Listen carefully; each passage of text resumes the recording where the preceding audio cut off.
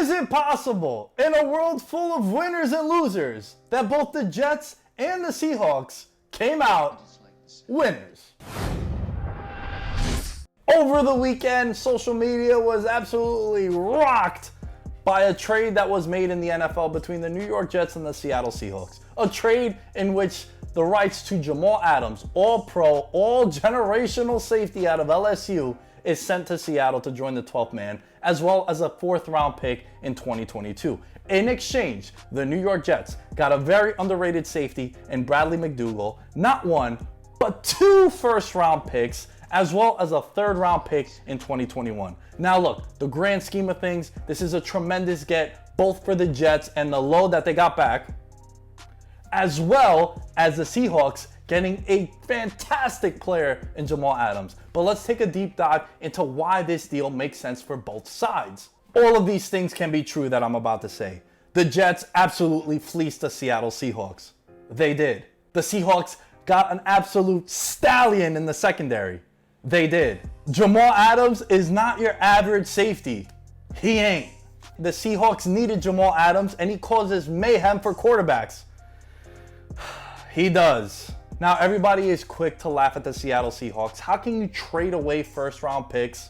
I'm guilty as well. But let's do a deep dive into why the Seattle Seahawks are one of the very few teams in the NFL that don't really need first-round picks. Take a look at the 5 draft classes that took place between 2013 and 2017. Arguably the best run of Seattle Seahawks football in their history.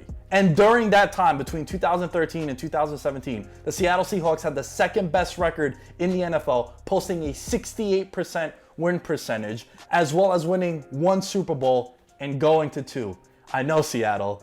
Why throw it all away when you got beast mode? Shout out to Fab. Now let's take a look at the Jets. The Jets absolutely fleeced the Seahawks.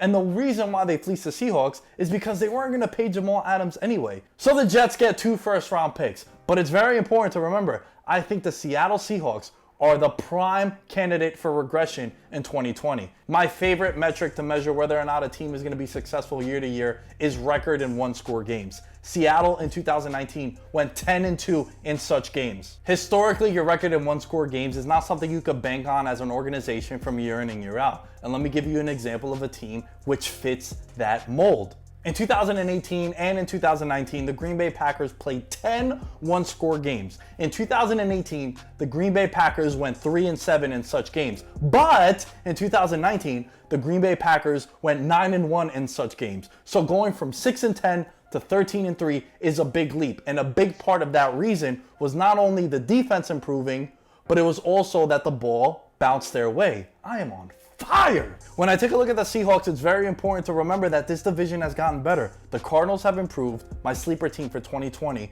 and the San Francisco 49ers went all the way to the Super Bowl last season. So it's quite possible that the New York Jets might have a pick in the top 12 of the NFL draft. I think the Seahawks this year might regress so much that they might be a 6 or 7 win team. On average, that gets you anywhere from the 12th to the 15th pick in the NFL draft. So the Jets got a premier pick in return for the rights of a guy that they weren't going to sign anyway.